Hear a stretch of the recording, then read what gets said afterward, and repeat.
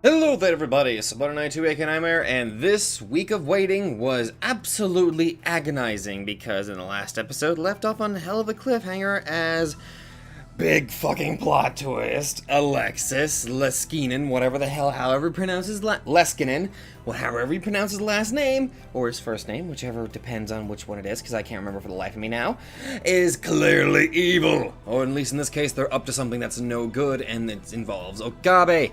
And apparently Maho just happened to stumble upon it, and I'm afraid of what possibly could have happened to her. Let's just throw ourselves in. I need to know if she's okay.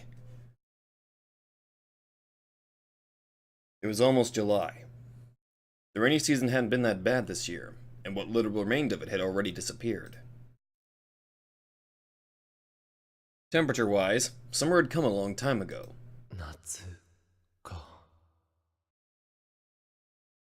In other words, it had been almost a year since it happened. And then one Saturday afternoon, if I stayed home, not only would it be hot, but Dad would be on my case about helping with the family business. Get away, I'd come to the area around Ikebukuro Station. A year ago, I could have gone to the lab, but with Suzuha living there now, I'd mostly stopped going. But that meant that it was hard to find a place to study on my days off. It's too much trouble to go to the university.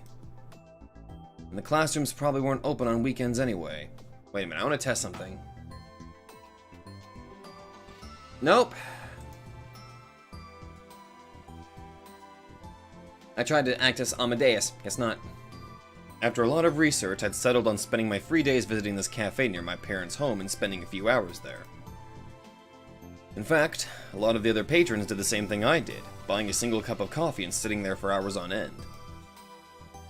Some brought books, some brought computers. Ah, this is discount Starbucks!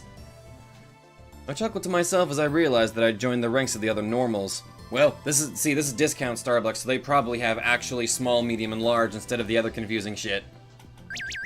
Oh, hello! Do-do-do! Where are you now? Sipping coffee. Oh, the usual cafe, right? I just went to your place and you weren't home. Did my dad make a nuisance of himself again? It's okay. He gave me some barley tea. I have to go shopping. Will you come with me? Okay! Just got that nice little meme there. Okay, I'll leave now. Wait for me. So they went to my house? My family's business was called Okabe Green Grocer. It was a beat-up old store located in a rundown shopping street. The place is almost 40 years old. I really wanted them to rebuild it. Huh. My mind had wandered. Mayuri was going to be here in less than 15 minutes. So maybe it was time to call it a day. I'd worked pretty hard during the morning, so it wasn't too bad. I was a little surprised at how hard I'd been working lately. I could feel how having a goal gave me energy. I needed to get to Victor Condrey University as soon as I could.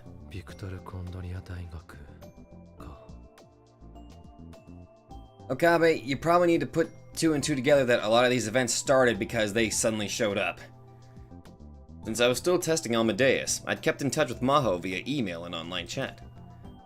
She must have been working hard, because she was always sleepy. Oh!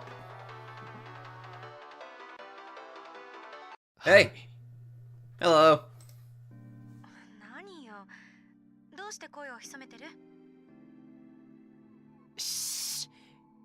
今店の中なんだ。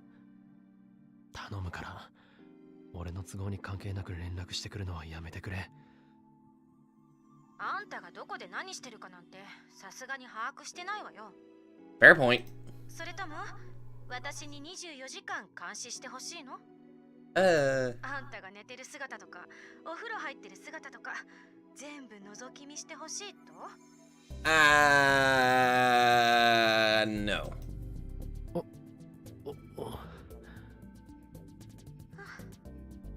なかなかの変態ね。知った口を聞いてすみませんでした。私が連絡したってあんたが出たくなければ出なくていいの。それぐらいで怒ったりしない。そうだな。まあ、うん。今は迷惑みたいだからお望み通り切るわ。確かにスマホで 3D モデルの女と真面目な顔して会話してる大学生男子ってかなり気持ち悪いし。お前な。冗談よ。いつも相手をしてくれて、これでも一応感謝はしてるんだからな。そういう話はいいから、とにかく切るぞ。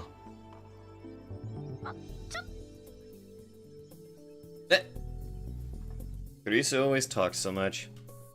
The real one used to talk a lot too. Talking to her in a place like this always drew a lot of attention and made me feel awkward.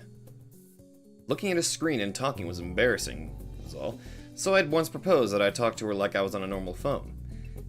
And this is what she said. Why do I have to stare at a close-up of the side of your head? She really was a selfish little program. Mayuri and I met up and headed for Tokyo Hands. Tokyo Hands? What about Shinjuku Hands? Akihabara Hands? Shibuya Hands. When I stepped inside the air-conditioned store, I felt refreshed. If it was this hot in June, I shudder to think what it was going to be like in July or August. I don't know, we had a pretty hot season. Did the art style just change? 商品宣伝用のポップを作るんだ。だからそれ用のカードとか蛍光ペンとか。I swear, I feel like the art style just changed. Or maybe it's just because she's wearing a schoolgirl outfit. That sounds weird. 違うよ。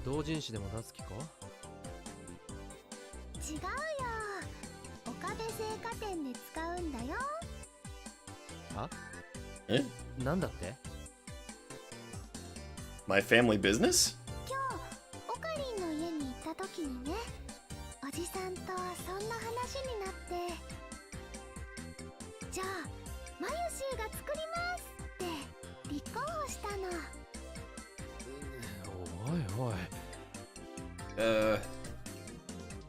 My dad could be such a jerk. お前がそんなことする必要ないんだぞ。でもマユシーがやりたいからやっているのです。本当にいいのか？オカリンやおじさんおばさんにはいつもお世話になってるから。じゃあ代わりに今度何かプレゼントするよ。本当？嬉しいな。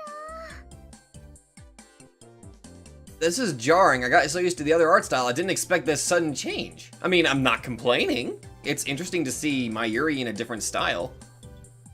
I think. Seriously, are my eyes playing tricks on me? I took a quick look around and saw that they were selling a lot of things you could use for advertising. I decided to mostly leave the purchasing decisions up to Mayuri. Spent quite a while deciding what to buy. But, well, maybe because of all the time she spent at May Queen Neon Squared, her taste ran in the direction of cute and anime. Part of me thought it was dangerous to leave it up to her, but still, they'd asked her, not me. It wasn't any of my business. I should just leave it to her. So I decided to wander around the store while Mayuri finished her shopping, but... Oh! Come on. どうかしたか？ Hey there. もしかして買い物中？ああ、まゆりとな。へえ、デート？スイーツかっこ笑い。その呼び方はやめろと言ったろうが。だったらお前も恋愛脳の癖を直すんだな。はいはい、わかったわよ。でも、まゆりさんって可愛いわよね。I mean, that goes without saying. あんな可愛い年下の幼馴染がいるなんて、あんた恵まれてるわよ。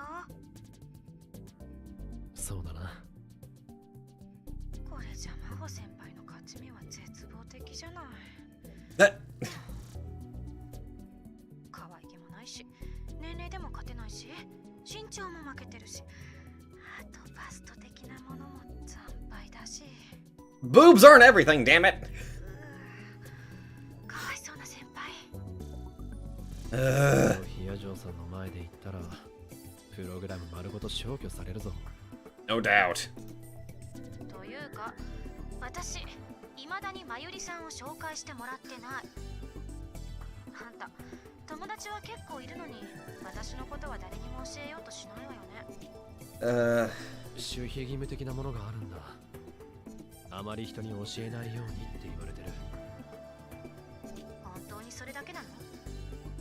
Well, I mean, to be fair, if they saw you... 実は、私と話してるのを人に見られたくないんじゃない？ Not... そんなことはないさ。どうしても紹介してほしいならヒヤジョーさんに許可をもらうぞ。手始めに俺が一番頼りにしている男であるダルを紹介しよう。あいつならお前には相当食いつくはずだ。24時間延々とエロ目線で見つめられてハーハーされ続けるんですね。わかります。 Fair point. 変態が怖い。 Yeah, they're very scary creatures. Kurisu went pale and started to shake. I told Kurisu all kinds of things about what kind of person Daru was. She could easily imagine what would happen if she ever fell into his clutches. やっぱり紹介はしてくれなくていいわ。あんたが相手をしてくれるだけで十分と思わなくちゃ。おかりーん。 Hey, Mayuri! Nope. Mayuri walked over carrying a shopping basket. あれ？今誰と話してたの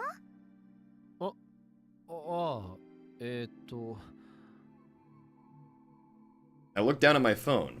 Kurisu had disappeared and my smartphone was back at its home screen. Evidently, Kurisu had hung up.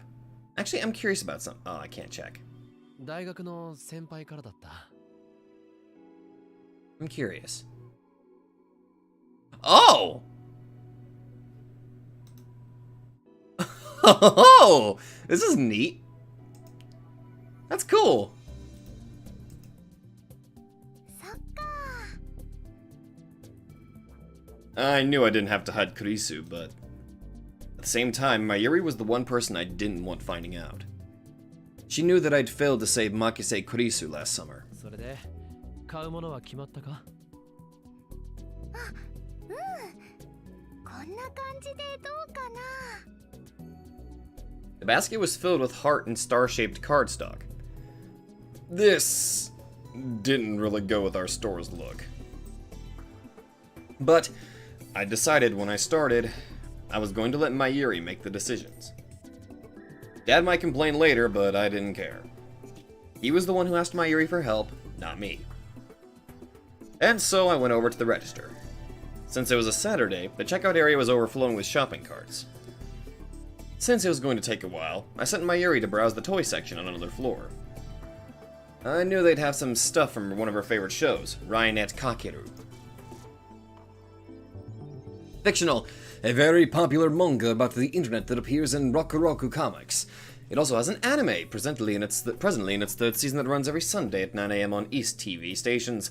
While the general atmosphere and character design of the show may look like it's for children, its unusually realistic themes make it a show that adults can enjoy as well. Mayuri looked apologetic, but did what I told her to. Okay. In the end, I waited a whole 15 minutes at the register. As an apology, I decided to get the present I'd promised her. She seemed really happy as she stared at the keychain. It's a Oopa! It was Oopa, the mascot character from the Rainet Kakeru series.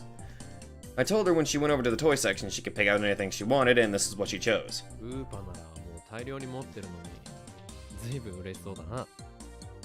しかもそれって普通の緑色のウーパだろ？レアなやつじゃないよな。レアなのは確かメタルウーパだっけか。The most popular and rarest of the Oopas was the shiny silver metal Oopa. For example, whenever there was a lottery for rare Rainet Kakeru stuff at the convenience stores, the top prize was always a metal Oopa. My area told me once that they sold for tens of thousands of yen at auction.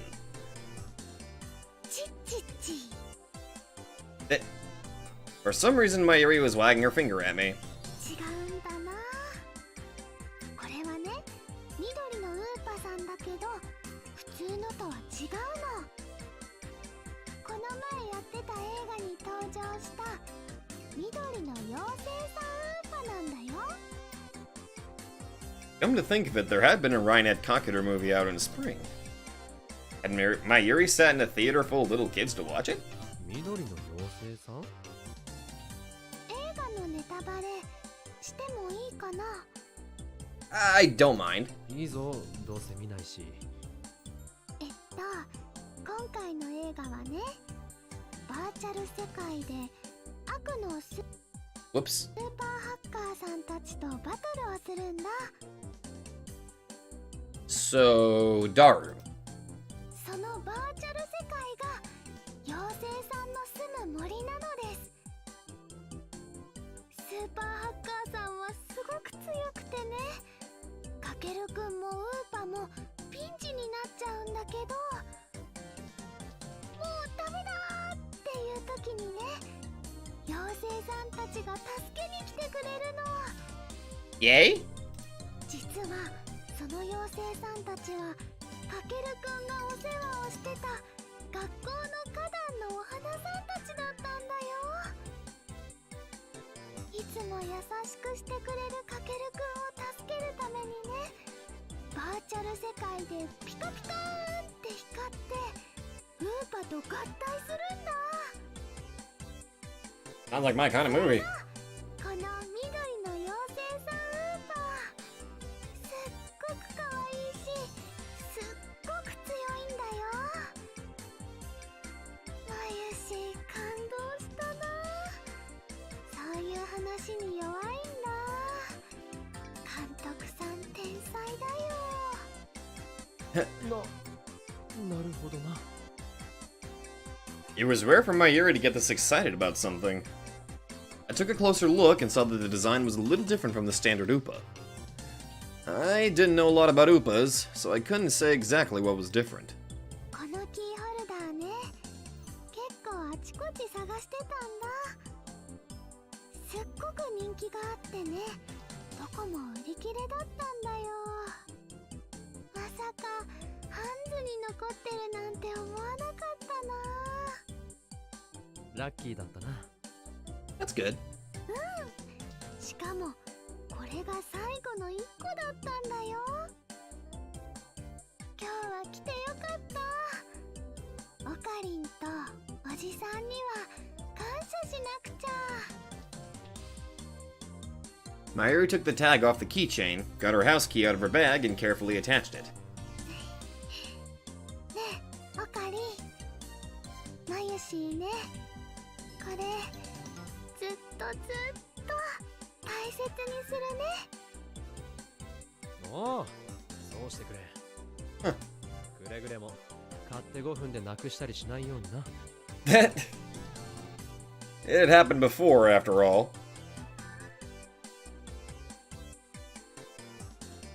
Like the metal Oopa I'd won for her at Rodicon.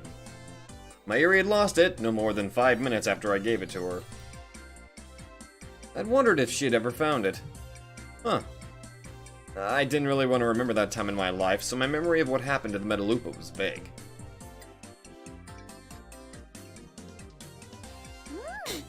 もう絶対になくさないのです。 Two of us started to head back.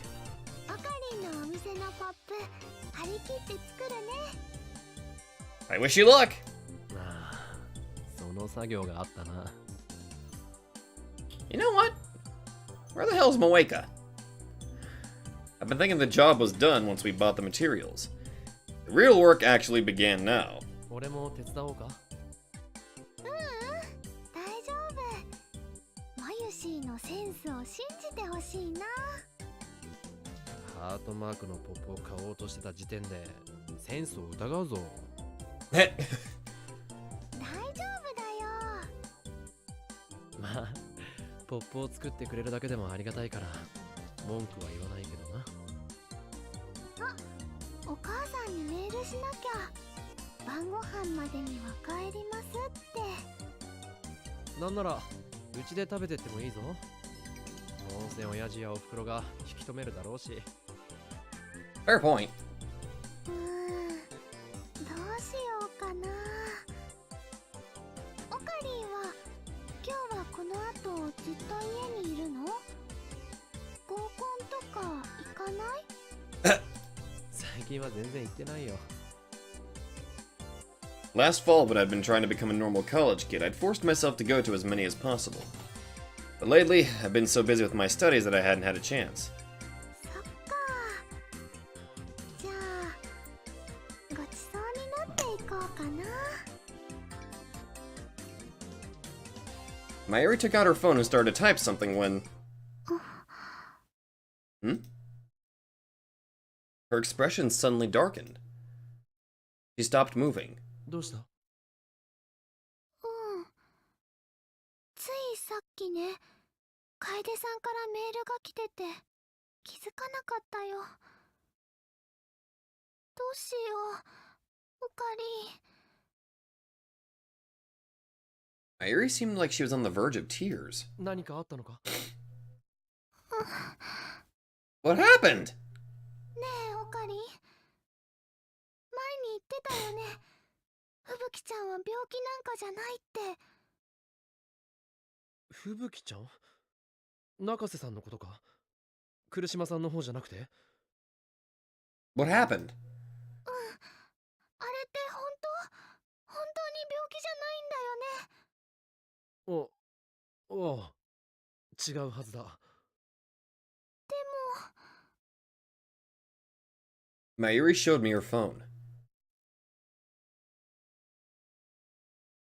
Babugi's back in the hospital. I'm on my way. Here's the location. また入院しただって？ What? I couldn't believe what I was seeing on the screen. Babugi was at a different location than before. This time it was the AH Tokyo General Hospital High-Tech Medical Center in Yoyogi. It was supposedly one of Japan's most advanced hospitals. According to what I read on the internet, patients with the new encephalitis that everyone was talking about were being gathered here for special treatment. But I'd also read lots of really bad urban legends about the place, and I was a bit worried about what kind of horror show I'd find there. But of course, when we arrived it was nothing like that. It was very clean and decorated like a luxury hotel. マユリちゃん、オカリンさん、こっちです。 Okay, their art style is about the same. Different outfits, though. Kaede and Yuki waved at us as we entered the hot lobby. Yuki had gotten a message from Kaede as well and had evidently come right over. 吹雪ちゃんは See, now you can see like the difference of the art styles here. Huh. 大丈夫だよ。 Yuki gave Mayuri a soft hug and a smile. Kaede bowed her head apologetically. 驚かせてごめんね。私も焦っちゃって。もっとちゃんと確認してからメールすればよかった。というと、中瀬さんの容体は？今病室で吹雪ちゃんのお母さんに会えたんですけど、例の病気が悪化したとかじゃないそうです。じゃあまた検査入院とか。はい、そう言いました。だから全然心配ないって。Okay, good.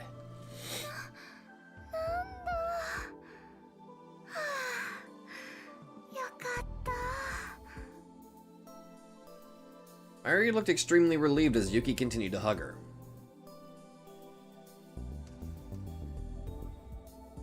If I remembered right, the last time they examined her, they said it was possible she had the disease, but as long as it didn't get worse, it wouldn't affect her daily life.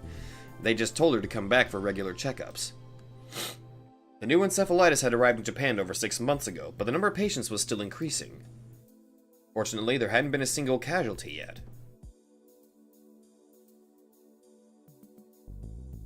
あれは病気なんかじゃないと思うけどな。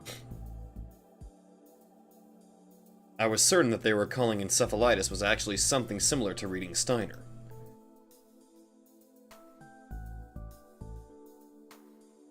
One time when I went to visit Fubuki in the hospital, I had secretly investigated the other patients.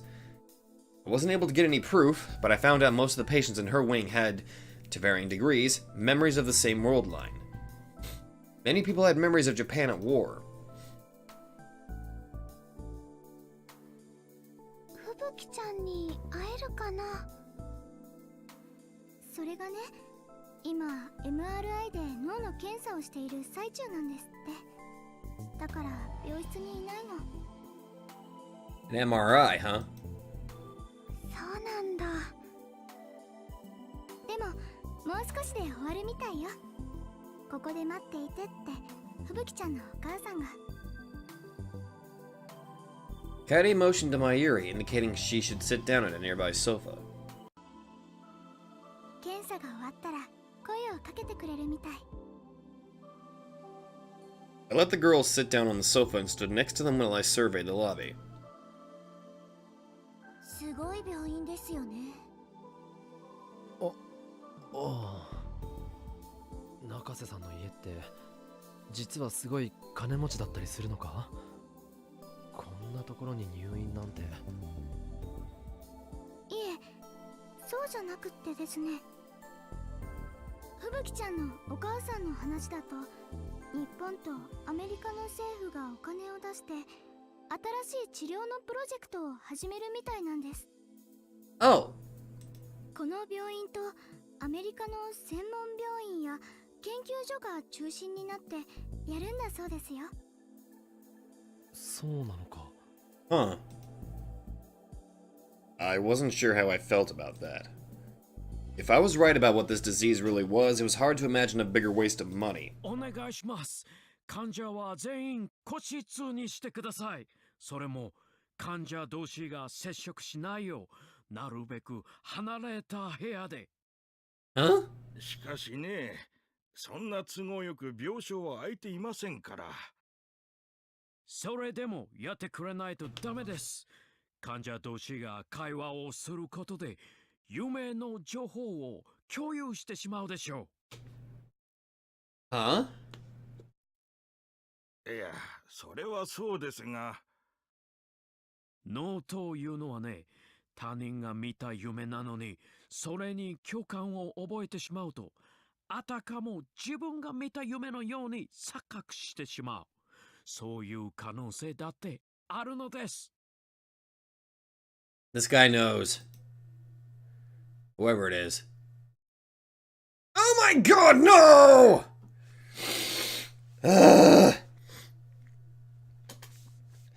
Across the lobby, I saw an old Japanese doctor in a white coat and a big man in a suit who was frantically trying to talk to him. I'd seen the man in the suit before. Actually, it was a man I knew well. 教授、レスキネン教授。I hurried over. レスキネン教授。俺です。岡部です。 He must have been wearing his translator because he was communicating with the old doctor in Japanese. Dr. Leskinen's face quickly broke into a smile when he saw me. Oh, Rintaro! His voice was so loud that everyone in the lobby, doctors, nurses, staff, and even the patients turned to look at me. But Dr. Alexis didn't seem to notice them as he ran over. It was like a giant American football player racing for a touchdown.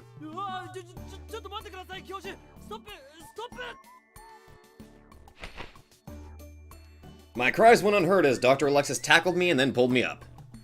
Then he switched from football player to pro wrestler and he swung me up and down. I felt like I was a little child. There was nothing I could do to resist him as he flung me around. A moment later, he noticed the cold stares of the people around us and finally released me.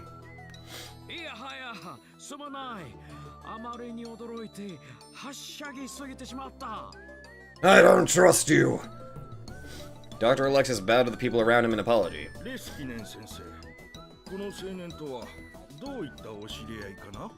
I hear you, Nanjo!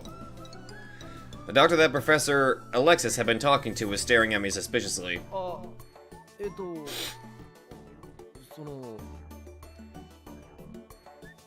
I wasn't sure exactly what to tell him. It wasn't like he was really my professor.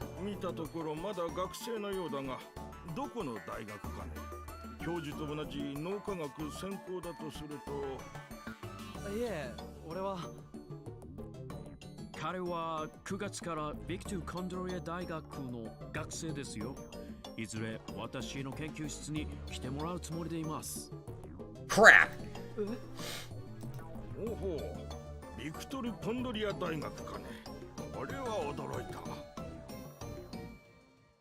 I looked over at Dr. Alexis questioningly, but he just gave me a mischievous smile.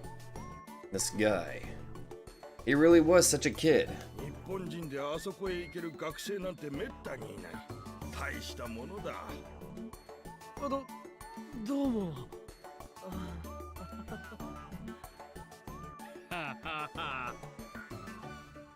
After the doctor left, I sighed loudly enough for Professor Alexis to hear me. この病院の院長だよ。院長？そんな偉い人相手に堂々と嘘をついたんですか？おや、私は嘘なんてついたかな？確かに9月から我が校の学生とは言ったが、何も今年の9月からとは言ってないよ。それとも何かい？君は結局我が校に来る自信がないのかな？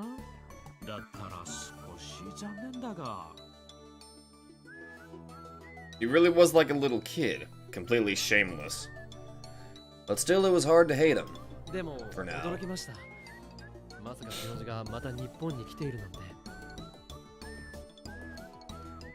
It had been 5 months since I'd seen him off at Narita. マホも一緒に来ているよ。Where is she? What did you do to her? そうなんですか？一言も教えてもらってませんが。I talked to her often via email and video chat, mostly about Amadeus' testing, but she hadn't said a word about coming to Japan. I hadn't heard anything about it from Kurisu either. またあの和光市の部署のオフィスだよ。クリスと一緒にいつでも遊びに来るといい。泥棒に入られるから別の場所にしてくれと訴えたんだがね。Dr. Alexis looked up toward the ceiling and shrugged. It did feel like that place had security issues. ウィンタールはどこか具合でも悪いのかい？治療でここに？あ、いえ、違います。入院してる友人の見舞いで。ああ、そうか。それはよか。いや、その友人にとっては良くないか。申し訳ない。Huh. Was that intentional slip or an accidental? ああ、いえ。それで、教授こそ、日本の病院で何を？ Dr. Alexis brought his face close to mine and whispered so that the people around us couldn't hear him. 君も知っているだろう。例の新型脳炎の件だよ。アメリカ政府の依頼で、精神生理学研究所が治療法を研究していたんだが、手詰まりらしくてね。私も調査に加わるよう大学から命じられたというわけさ。そうなんですか。レスキネン教授が新型脳炎を。Now there was a word I didn't expect to hear. I explained that my friend was here because they thought she might have the disease. もしかしてその友人というのは中瀬克美？ああ、クリスマスパーティーで会ってましたね。うんうん。実は私が新型農園に興味を持ったのもあのパーティーがきっかけでね。君と克美が揃って倒れただろ？ He was right, actually. In my case, I've been sent to that other world line. 克美には何日か前に再会したんだけどね。私にも何度か噛みついてきたよ。どうしてまた入院させられるんだ？私は元気なのにってね。そうでしたか。もう少し協力的になってくれると嬉しいと、リンタロウからも伝えておいてくれないかい？ああ。実際のところ、キャツミだけでなく、すべての患者に申し訳ないという気持ちはあるんだ。Sure you do. 我々も日本の医師団も研究を進めてはいるんだけどね。どうにも解せない検査結果ばかりで困り果てているのさ。Dr. Alexis's usual chipper expression darkened. The man was such a ball of vitality that I hadn't noticed until then, but when his smile disappeared, I could see the wrinkles that had formed on his face from exhaustion. He must have been working hard, like he said. 正直、最初はどの医師もこれほど不可解な病気だとは思っていなかったらしいんだけどね。ん？どうしたんだ、リンタロウ？あ、その、何か気になることでも？いえ、俺は医学生じゃないのでさっぱりです。I was just about to tell him about my reading Steiner, but in the end I couldn't. Good! If my uninformed opinion was wrong, it could cost the encephalitis patients their lives. I couldn't just tell him when I didn't have any proof. And then his face drew close to mine again. ところで、その克美がなかなか興味深いことを言っていたんだよ。自分たちは病気じゃない。別の世界の出来事を夢で見る能力があるだけだとかなんとか。I told her not to say anything about it. Could she not help it? This was bad. They might start to doubt her sanity. 中瀬さんはそのとても想像力がたくましいというか、SF とかアニメとか大好きですから、他の平行世界を感知できる力なんて多分趣味の影響で口にしただけじゃないかと思います。実は俺もそういうことを言っていた時期があるんですよ。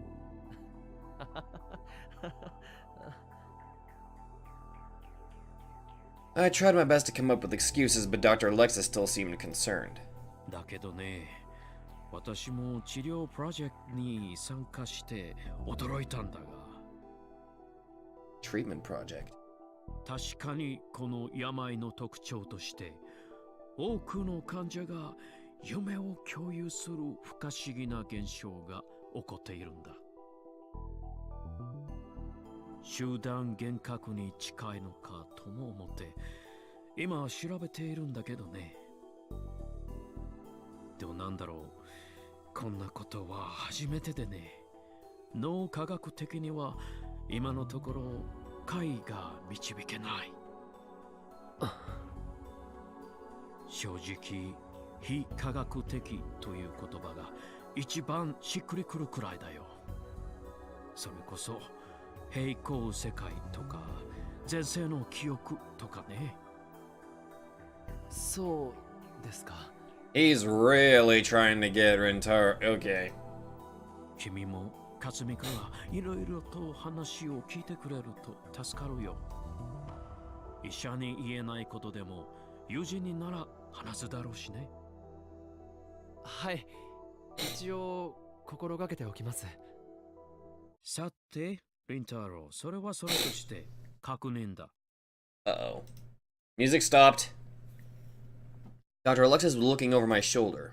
クリスマスパーティーの時にも感じたんだけれど、君のガールフレンドたちはキュートなお嬢さんばかりだね。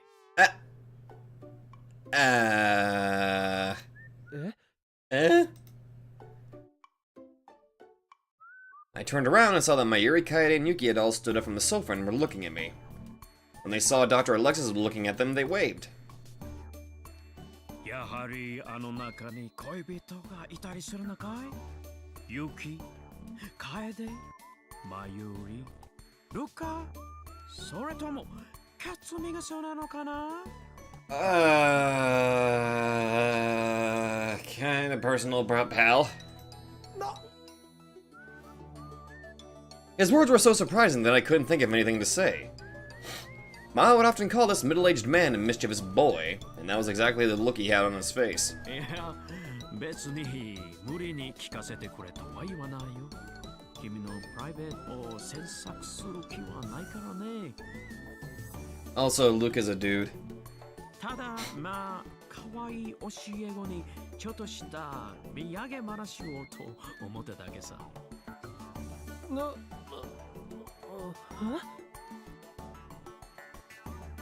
Dr. Alexis turned to walk away before I could figure out what he meant.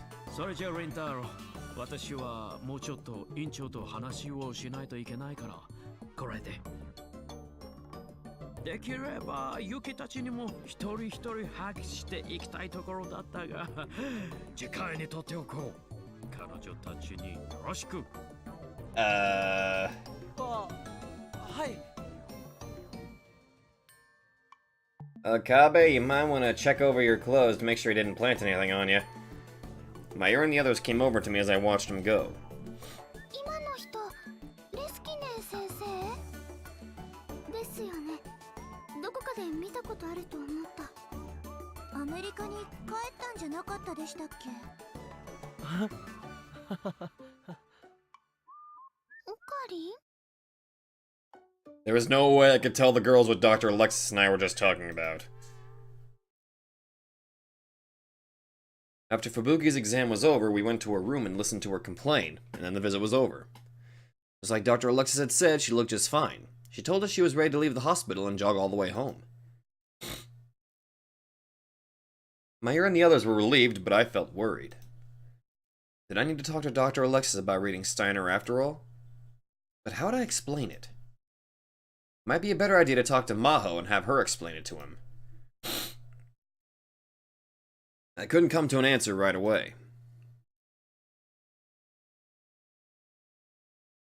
Oh, now we're back to Suzuha. It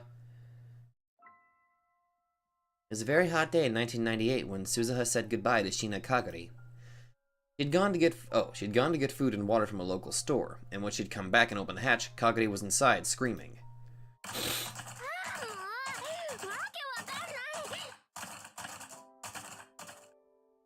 Huh? She looked inside and saw that Kagari was slamming her tiny hands down on the control console. お前、何をしてるんだ?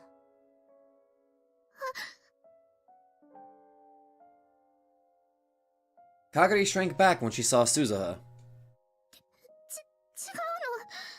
これは、答えろ。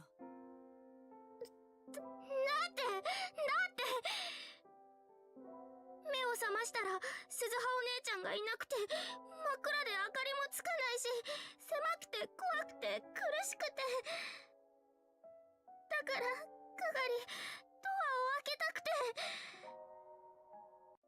それであちこちいじってるうちにこんなことに。 Kagari started to cry. ごめんなさい、鈴葉お姉ちゃん。ごめんなさい。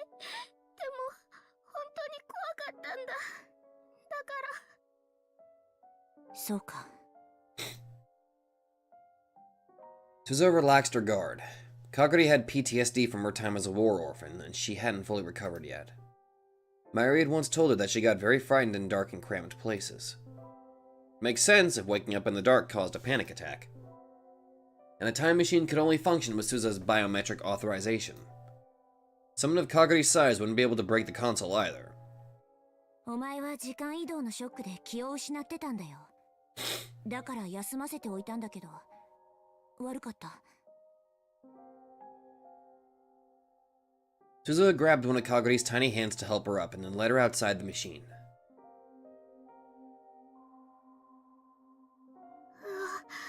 暑い。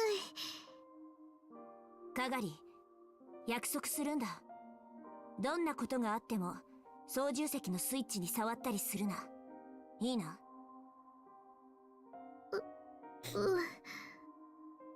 じゃあ、私は仕事にかかるから、お前はその辺で休んでるんだ。飲み物と食べ物は適当に食べていい。Suzuha handed Kaguri the provisions she'd bought, then went inside and poked her head into the cargo space under the control console. She connected the IBM 5100 she'd stored there to a portable terminal she'd brought from the future. By all appearances, it was an early 2000s cell phone, but inside it was a miniaturized quantum computer from the year 2036. Of course, future Daru had made it himself. When she booted up the IBM 5100, rows of numbers started to appear on the screen. 何をするの？ Kaguri was looking in from outside the machine. 2000年問題は勉強したか？ Y2K? Year 2000 problem. A problem where old computers would supposedly have errors after the year 2000. Almost all old computers stored only the last 2 digits of the year in order to save memory. For this reason, when 1999 became 2000, the computer's data would change from 99 to 00. Since the programs were never equipped to handle this, it was thought that computers would treat the year as 1900 and malfunction. While an error with a home user's computer would not be a severe issue, a malfunction in a medical, financial, or military computer could cause disaster. For this reason, all these programs across the world were rewritten by hand starting in the mid-1990s. The process was successful, and January 1st, 2000 came and went without serious incident. Oh. 施設の学校でちょっとだけ。結局何にも起こらなかったんでしょ？表向きはね。Uh-oh. 公表されてないけど、実は当時、あれのせいでいくつかの地域や国に深刻な問題が起きたんだ。そうなの？問題だったのは、この IBN5100 というコンピューターなんだよ。これには古いプログラム言語が搭載されてるんだけど、そのプログラムの問題点を技術者たちが修正できなかった。というより、そんな言語で書かれた重大なプログラムが存在すること自体、全く知られてなかった。第三次世界大戦はタイムマシンの開発競争が発端なんだけど、もしかすると2000年問題で発生したある事象とそれに付随する対立こそがもっと深い原因である可能性がある。Huh. She didn't expect a 10-year-old like Kaguri to understand this, but she didn't feel like taking the time to explain. しかも西暦2000年というのは特殊な年でね、すべての世界線が一旦一つに収束してしまうらしいんだ。それに関連してこの問題があらゆる世界線の因果に重大な影響を引き起こすかもしれない。私たちが目指してる狭間の世界線、シュタインズゲートも例外じゃない。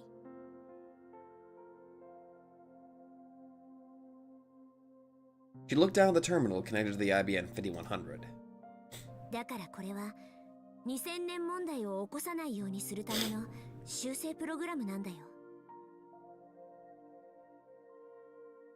Right now, the terminal was converting the patch into the language used by the IBM 5100. The next step was to spread this program all around the world in the form of a virus, and the year 2000 problems that this era's engineers missed would completely disappear. The word connect appeared on the terminal's subscreen. OK。つながった。She'd been told that in Japan in this era, ADSL was still in the test phase, and most normal users connect to the internet by low-speed dial-up using ICE-SDN. Okay, we already know that stuff. But in major cities areas like Akihabara, universities, labs, and some big computer companies were starting to use fiber optic broadband. Some of them were even using wireless LANs. Suzuka cracked her way into one of those. Dad had laughed when he said that with 2036 technology, cracking late 20th century network security was a joke. But he'd been right. でも未来を変えちゃったらかがりたちがいた未来の世界も全然変わっちゃうんじゃないの？ Surprisingly, Kaguri had gotten the gist of what Suzuha had just told her. そういうことだ。もうあの世界は存在させない。私たちはシュタインズゲートを目指すためにここへ来たんだから。Uh-oh. Suddenly, the uneasy look on Kaguri's face vanished. It was as if her soul had left its body. Suddenly, her face was expressionless and her eyes were wide. 声、神様の声、聞こえる。Huh? かがり？ダメだよ。よくないよ。ダメなんだよ、鈴葉お姉ちゃん。そんなことしちゃいけないんだ。おい。What? Kaguri was acting strangely. Suspiciously, Suzuha reached her hand out towards her. But she slipped past Suzuha's hand, and quicker than any child should be able to move, she slammed her shoulder straight into Suzuha's body. Uh-oh. Suzuha was caught completely off guard. That's how fast it was. Kaguri's shoulder hit her in the solar plexus.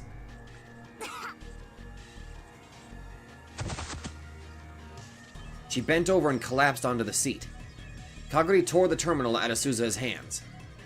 The cables connecting to the IBM 5100 were ripped out, and errors displayed on both screens.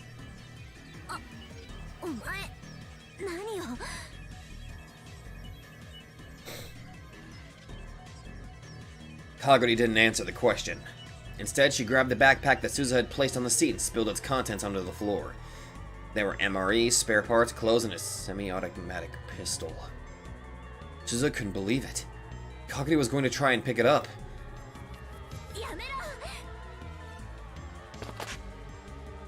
She forced herself to ignore the pain as she jumped on Kaguri's body. But another unbelievably powerful body slam knocked her back. What the hell's going on with Scheisse.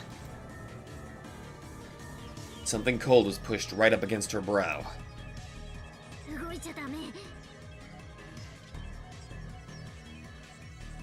Kaguri's tiny hands weren't shaking at all as they clutched the semi-automatic pistol. In the space of an instant, the safety on the gun had been flipped off. That's when Suzuha realized that this wasn't just a temper tantrum. Suzuha was the one who taught her how to use a gun. That's why she knew that Kaguri was perfectly calm. 正気か？今すぐ銃を下ろせ。こんな真似はやめろ。やめるのはお姉ちゃんの方だよ。何？世界を変えちゃいけないんだ。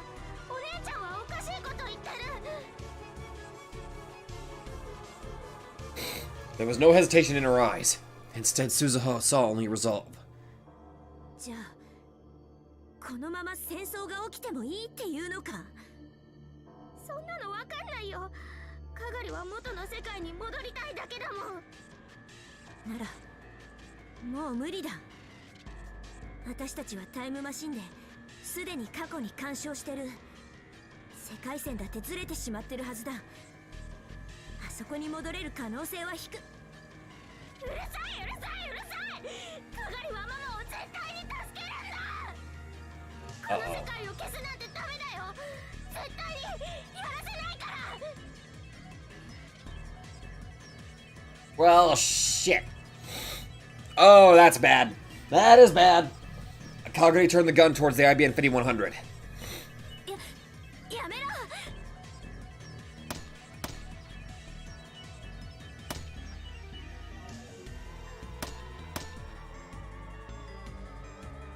Before Suzuha could stop her, she yanked down on the trigger. Again and again.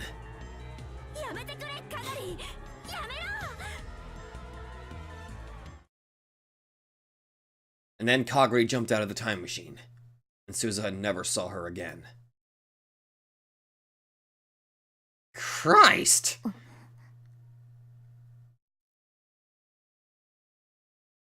On every night that passed, she remembered Kagari. Suzuha had spent some time looking for Kagari when she'd first come to this era, but in the end, she'd never found anything. But Shina Kagari, who was now 22 years old, was here in Akihabara. Suzuha was sure of it. But it did no good to keep thinking about it. So Suzuha decided to stop thinking and look around the room. Itaru, her dad, was playing in another game populated entirely with female characters. His jaw was slack and he was scratching the belly fat that stuck out from under his shirt as he played. There wasn't much to respect him in right now, even as a father or as a person. そういえば、母さんとはうまくやれてる？ね？大丈夫？私が生まれてこなくなるような事態にならないよね。なんつうの？タイムマシンよりもなんだい？ちょっと。Suzuha stormed over to Itaru. 困るよ、父さん。うん。パパ、頑張るからね。いっつも口ばっかり。結局、例の映画のチケットも無駄にしちゃったんでしょ？ What? She meant the pair of movie tickets that Mayuri and Ferris had conspired to give them at the Christmas party. あれはさ、オカリンと吹雪氏が倒れちゃったじゃん。その後、お見舞いとかでバタバタしてるうちに映画が終わっちゃってたわけで、しょうがないっつうか。でもその後、新しいチケットを用意しようとしたら断ったって聞いたけど。Daru! 誰に？あゆ姉さんとルミ姉さんに決まってるじゃないか。そりゃあれだよ。マヨシとフェイリスターに頼りきりなんて男らしくないっしょ。キリ。で、自分で何か行動に移したわけ？Daru! ダメだこれ。Maybe this is a more important problem than the time machine. Suzuha brought her hands up to her head. いい父さん。私、いつまでもこうやってお説教できないんだからね。もうすぐ行っちゃうんだよ。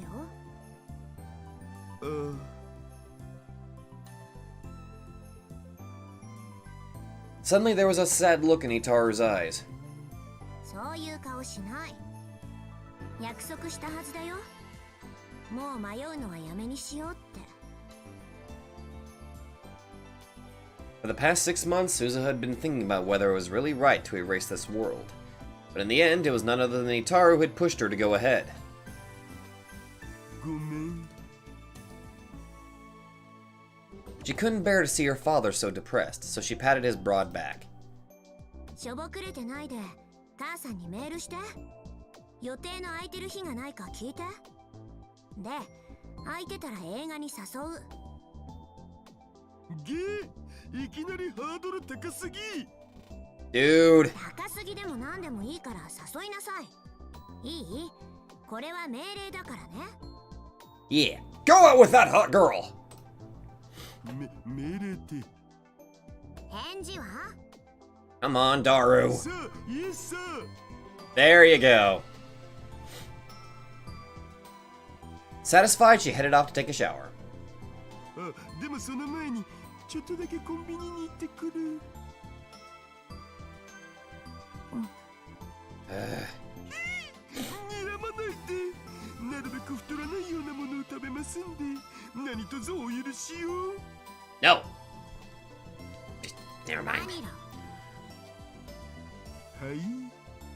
私、シャワー出たらアイス食べたい。バニラ。わかった。庶民がなかなか口にできない高級なやつをいっぱい買ってきてあげる。いっぱいはいらないよ。一つでいい。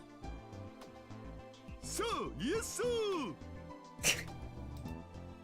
Oh my god. That was enough to cheer Dara up. Took his wallet and ran out of the lab. やれやれ。世話がかかるんだから。Amen to that. She'd just about taken off her jacket so she could take that shower. But 鈴葉 Itaru had come back into the lab. どうかした？階段のところにさ、こんなの落ちてたんだよね。Hmm?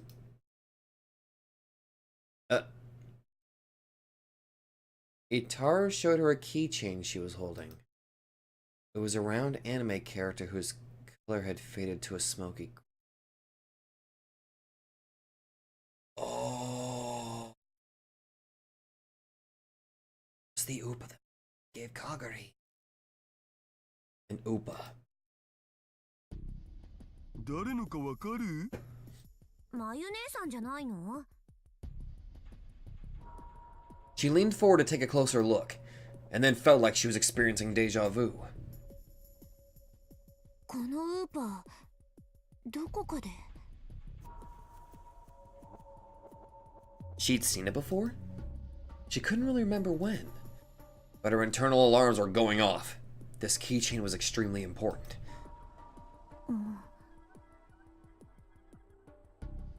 Upas were common enough that you could find them anywhere. The plastic edges was worn down. The paint was faded and coming off in places. But there was no dust, and there were no stains. Instead, it shone brightly, as if its owner had put a lot of effort into taking good care of it. The chain was so old that part of it had snapped off. That was probably how it got dropped. どこだっただろう。どこかで見た。マユシに見せてもらったとか？そうなのかな。She stared at the green Upa in Itaru's hands, and then in her mind she heard a young girl scream. That's right. ママがずっと大切にしてきた。ウーパのキーホルダーだよ。かがりちゃんにあげる。大事にしてね。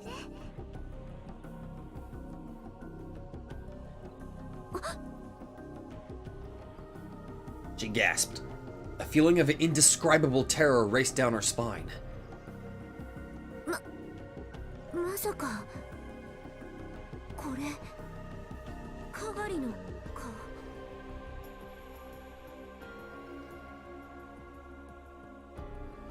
That was when she'd last seen it. August 13th, 2036. The day she'd gone into the time machine. That's when she'd seen this Upa. It was older and more worn now, but the more she remembered that day, the more certain she became. This was the Upa that Mayuri had given to Kagari. She'd seen Kagari holding it and crying to herself many times before. かがりってもしかして未来のマユシの娘？うん。見つかったん？いや、でも向こうはこっちを認識しているんだ。つまりどういうことだってばよ。あいつこのラボを監視してるんだよ。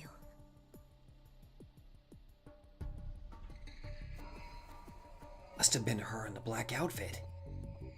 Half a year earlier, there had been a person in a riding suit on the roof of Radicon watching the time machine. Suzo was convinced that person who had escaped her back then had been Kagari. Ever since then, her careful efforts to defend the time machine had paid off, and she hadn't seen any sign of Kagari. She never thought she'd be watching the lab. いや、ちょっと考えれば当たり前のことだったんだ。あいつは私たちがシュタインズゲートに到達するのを阻止しようとしてる。この世界をなかったことにしたくないと思ってる。ということは私だけじゃなく父さんもマークされてる。え、僕？まあ父さんの命に危険はないとは思うんだ。世界線の摂理を信じるなら父さんは少なくとも2036年までは生きるはずだし、ただシュタインズゲート到達を阻止するために父さんの研究の邪魔はしてくるかもしれない。 A lot of bad things have been happening around Suzuha Itaru and Okabe Rintaro. There was some possibility that the final target was Itaru. これからは用心のために私がいない時には必ずドアに鍵をかけておいて。わかったお。オカリンおじさんや母さんやマユ姉さんたちが一緒にいても絶対に開けっぱなしはダメだよ。気休めかもしれないけどドアチェーンもかけた方がいい。でもさ、オカリンやマユシならともかくアマネシと二人きりの時にそんなことしたらなんか別の意味で怪しくね。アマネシに変な誤解されないかな。あ、それは確かに。Damn. もしそれで嫌われでもしたら我が家のピンチだお。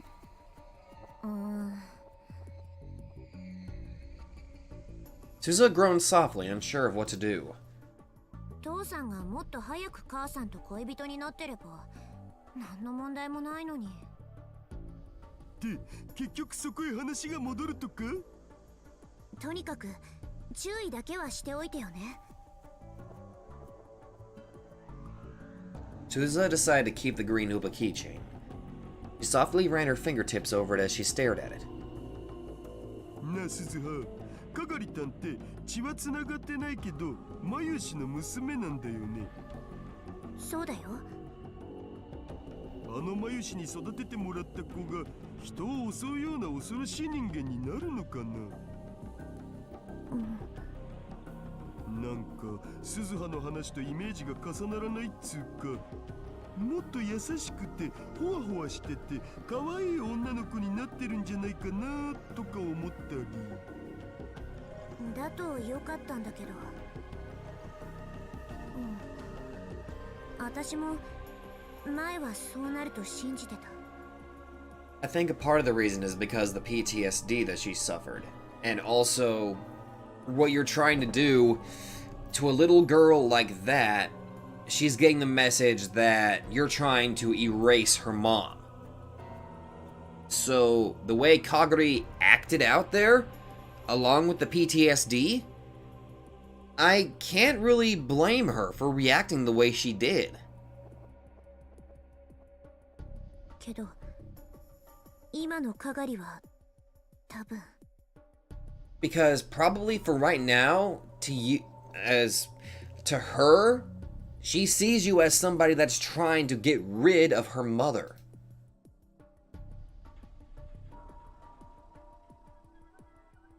From what she'd seen at Radicon, she could tell Kaguri had definitely received professional combat training. It wasn't just the simple self-defense techniques that she'd learned from Suzuha when she was a child. As she'd grown up, she'd been taught the cold techniques of a killer.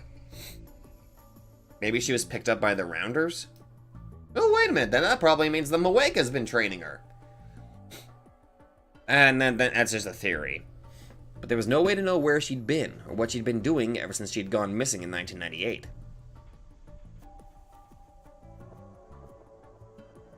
But there was no doubt in Suzuha's mind that she was trying to ruin her plans.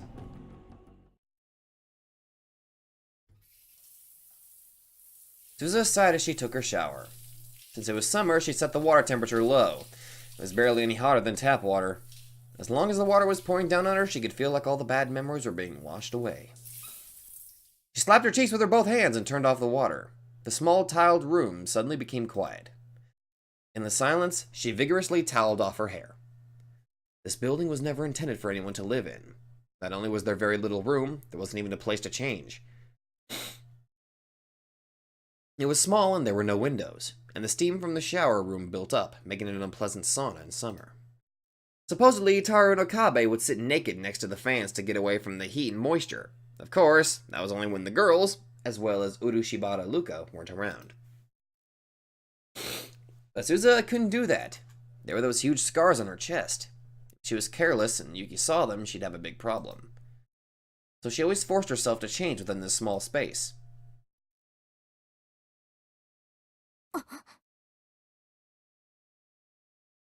The second she left the shower room, she realized something was wrong.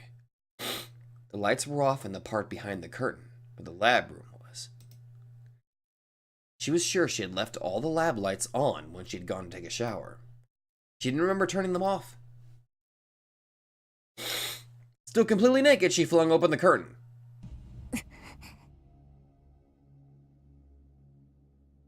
She dropped to the floor, ready to move.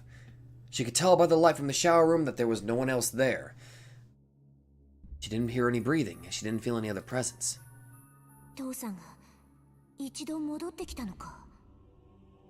You might want to put some clothes on first. And then when he'd left, he turned off the lights? That couldn't be right. She looked around the room and saw that things had been moved in a way that an amateur wouldn't be able to notice. Itaru's computer desk, the sofa area, the bookshelves, even the mini kitchen, someone had gone through them all. From the look of it, the same was probably true of the development room. Suzuha glanced over all the areas where she kept her guns. The closest was the sofa that she used as a bed. She wanted to have one easily available if she was attacked while she slept, so she had cut the back of one of the sofa cushions and hidden a suppressed semi-automatic pistol in it. It was just a .32 caliber for self-defense, so it wouldn't do much damage unless you had good aim. But it was small and relatively quiet, which made it the best choice for a place like this. Suzuha tensed up all of her muscles, coiling like a spring, and slowly moved towards the sofa without making a sound. She did. She tried to notice any changes in the surrounding area. There was a small sound in the development room. It was a tiny, tiny creaking of the floor, to which you'd usually pay no mind. That was more than enough for Suzuha. In an instant, she moved from the quiet to action. She cleared the distance to the sofa in an instant, and quickly drew her gun. She held it ready and slipped into the shadow of the refrigerator. From this position, she could barely see into the development room.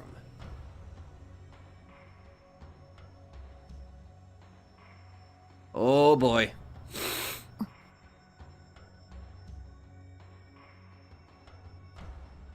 The room became silent again, but this time the intruder in the other room didn't try to hide their presence.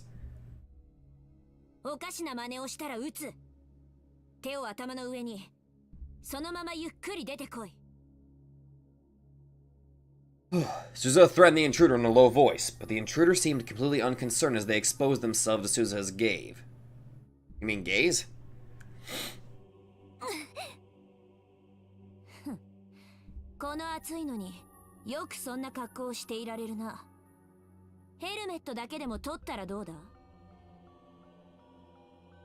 The intruder was wearing a motorcycle suit, just like before. Even the helmet was the same. The leather suit clung tight to their skin, revealing a voluptuous and perfectly proportioned body. It was clearly a woman.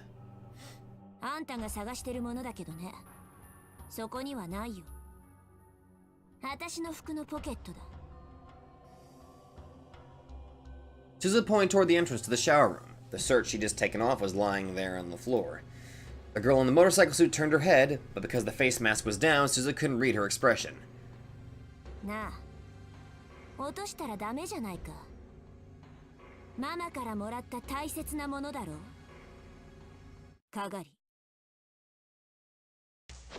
Oh shit! The second she spoke, Shina Kagari was the first to move. She drew a deglossed military knife that she must have been hiding behind her back and closed the gap between herself and Suzuha in an instant. Suzuha pointed the gun at her legs and pulled the trigger, carefully aiming away from her vitals. She heard the small pop of a suppressed .32 and saw Kagari lose her balance and fall. Or she thought she did, but it was a feint.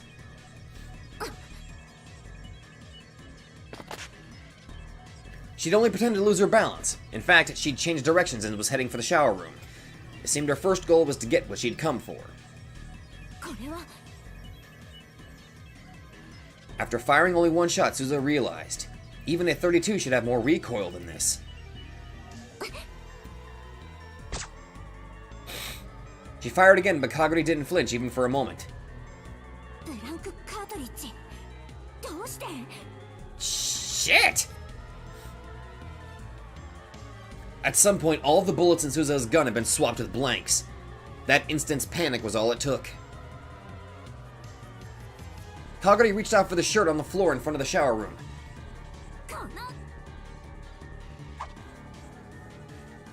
Suzuha gave up on firing and flung the gun at Kagari. There was a dull thud as the hard barrel slammed into her neck. Caught off balance, she staggered before she could grab the shirt. She could hear Kagari's voice for the first time from within the helmet. Suzuha jumped. She kicked the off-balance Kagari as hard as she could with her toned, muscled legs. This was no time to hold back. Jesus! Kagari went flying all the way to the edge of the room. That had to have broken a few ribs. Suzuha jumped toward her to continue her attack. But with terrifying speed, Kagari leapt off the ground and charged at Suzuha. There wasn't enough time to come to a full stop.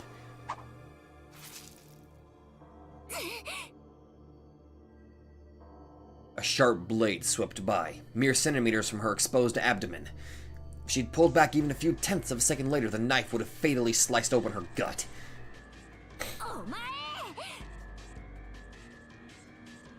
The blood rushed to Suzuha's head.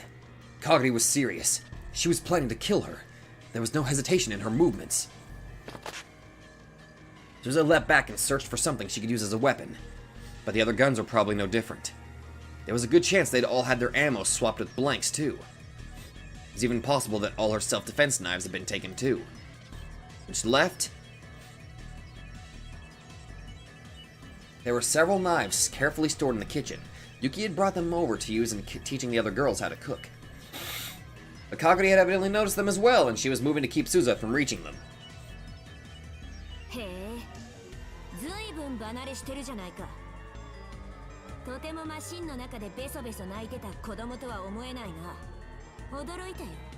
Suzuha, maybe not a good idea to egg her on. Suzuha kept her distance from Kagari as she slowly moved along the wall. Her competitive drive burned even brighter as she tried to come up with a way to overcome her disadvantage.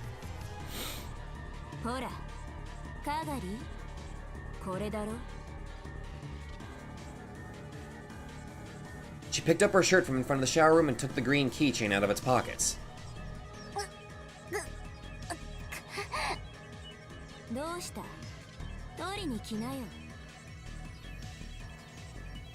Her fingers moved as if to crush it. She could see Kagari twitch. For the first time, she could detect a hint of emotion beyond the helmet. And in an instant, she threw it at Kagari's stomach. The keychain flew in a slow arc like she was tossing it to a friend. If something they loved was thrown like that, even the fiercest warrior would instinctively reach out both hands to grab it. Kagari was no exception. She carefully held her mother's memento in both her empty left hand and the right hand that still clutched the knife. Using the slow arc of the keychain as camouflage, Suzuha ran at her in a straight line. Her right fist connected hard with Kagari's stomach. Then her left arm smashed Kagari's head to the side. Oh. Kagari's body fell to the ground, her right shoulder taking the brunt of the fall. Suzuha could hear the sound of her joint dislocating. Oh God! The knife slipped from her grasp. Okay, we actually got to see this. Suzuha got behind her and mounted her, twisting her right arm mercilessly. At the same time, she slipped her own left arm around Kagari's neck and squeezed hard.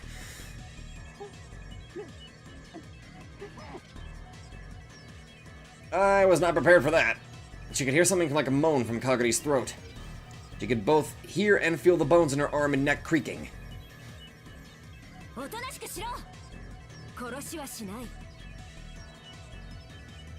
But Kagari picked up the knife on the floor with her left hand and once again tried to use it on Suzuha. Suzuha was forced to squeeze her arm and neck even harder.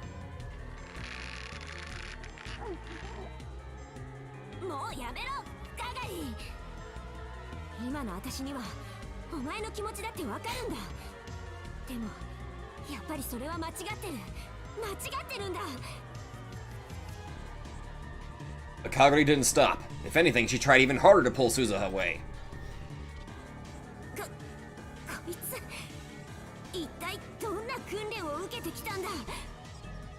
Probably the same as the people that have been going absolutely crazy, specifically the super religious guy that basically was still going even though he was greatly mutilated. Even in all the battles she'd been in, this much pressure on 2 different spots was enough to get even the toughest soldier to submit or fall unconscious. Terrified, Suza squeezed even harder. At this rate, she wouldn't simply knock her out. She really would kill Kagari. But if she stopped, Kagari would kill her. What should she do?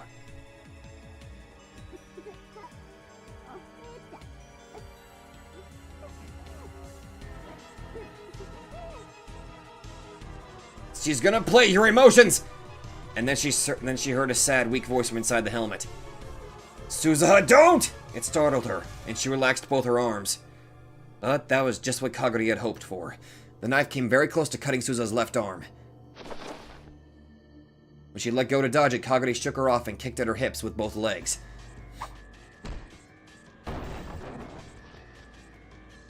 Suzuha was slammed back hard into the computer desk, and for a moment she couldn't breathe. She fell to the floor, and the printer and monitor crashed mercilessly into her naked body.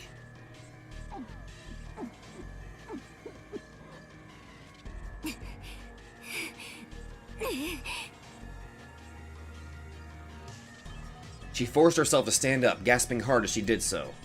Kagari's breathing was heavy, too.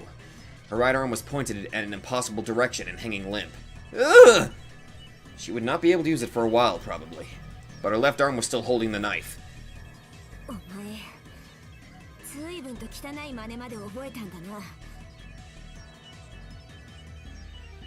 Suzuha glared at Kagari's face. Not that she could see what it looked like behind that helmet.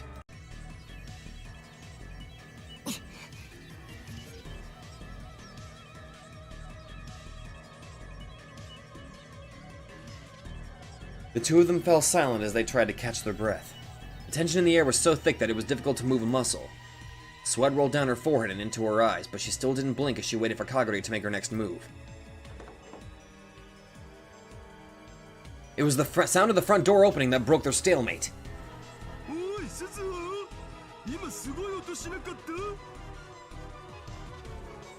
Suzuha felt a chill run down her spine when she heard Itaru's voice.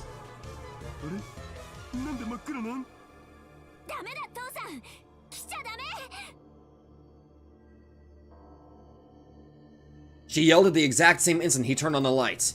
The sudden brightness was enough to make Suzuha flinch for an instant. Kagari was wearing a full-face helmet, and that made all the difference. She leapt towards Itaru just a moment before Suzuha.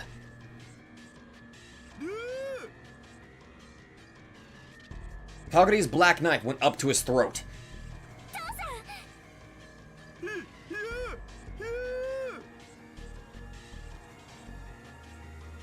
Kagari spun around behind him, using Itaru's huge body as a shield. Suzuha staggered toward him, gritting her teeth.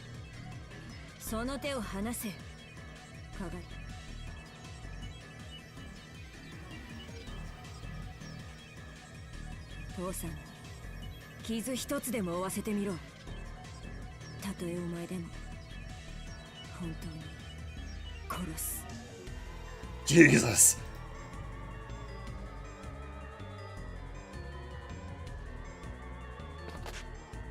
But Kagari remained silent as she headed outside the door with her hostage. And then in the next moment, she shoved him forward.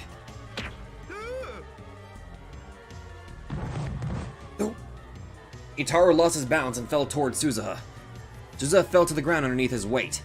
Itaru just barely managed to support himself with his arms and legs to keep from crushing her. Suzuha tried to shove him off, using a little more force than she may have intended. But Itaru was so huge it would take him a moment to get up.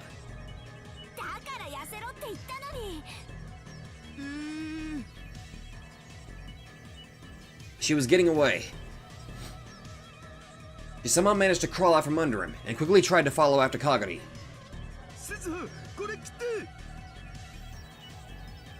Itaru was still lying on the ground as he tossed the naked Suzuha her shirt. She grabbed it and quickly put it on, then ran outside. Better be a big shirt! But when she looked around the street, the girl in the motorcycle leathers wasn't there. There was no way to even know where she'd gone.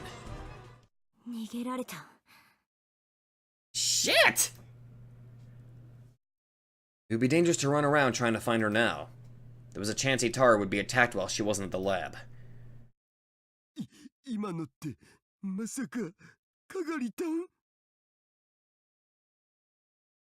Itaru came outside as well. 多分間違いない。そっか。結局あの子とはこうなっちゃうんだな。 The bruises and wounds were bad enough, but the pain that ached in her heart was the worst of all. 私さ、あの子のこと本当に好きだったんだ。うん。小さくても勇敢で、まゆ姉さんを守るためにいつも頑張ってて、私もそんなあの子にいろいろなことを教えた。きっと妹みたいに思ってた。うん。けどあいつはもう完全に敵だ。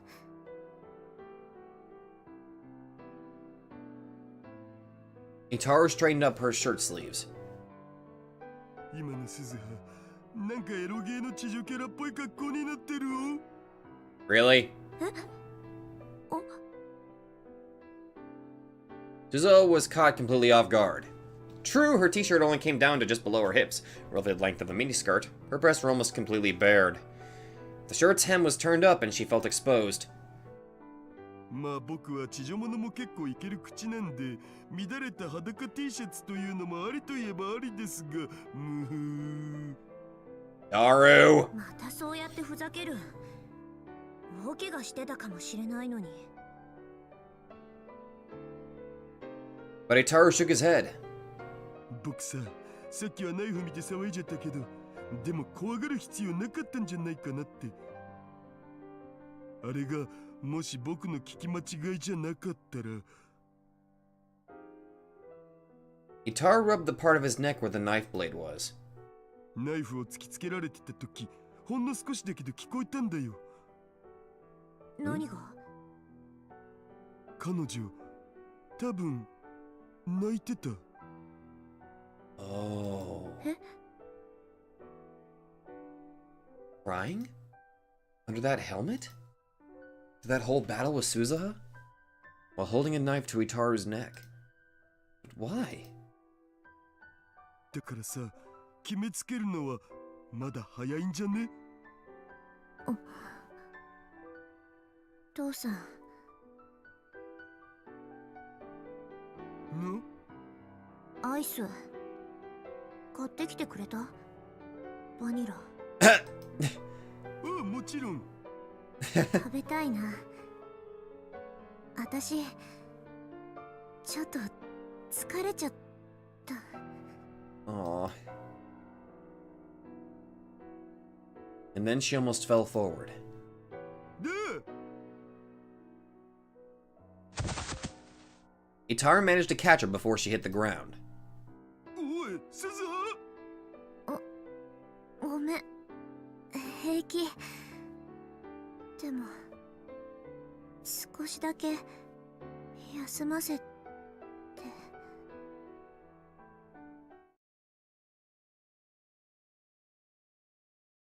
That was all she had the energy to say. She closed her eyes in her dad's arms, and her consciousness melted away.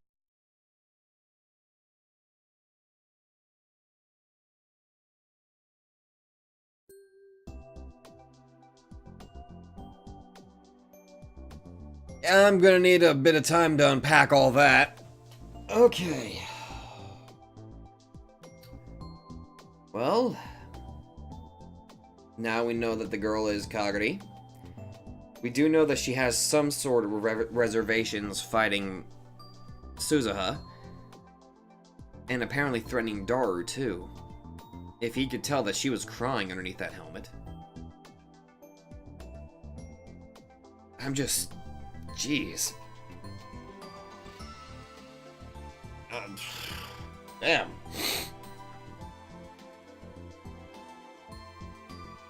Okay, well, some people are probably expecting me to use a certain thumbnail, but I'm not entirely sure I'm gonna be doing that. Mostly because I'm pretty sure I would get in trouble on YouTube if I showed even that. As a thumbnail, obviously. I don't know, YouTube's kind of in a Shit stink. Why am I even grinding? Why am I even grabbing about this? I'm more concerned about Maho, for Christ's sake. And I didn't even get to see anything about her! Next recording, you better tell me if Maho is okay, damn it! So thank you guys so much for watching, and SkydivingQuagga, I'm out of here.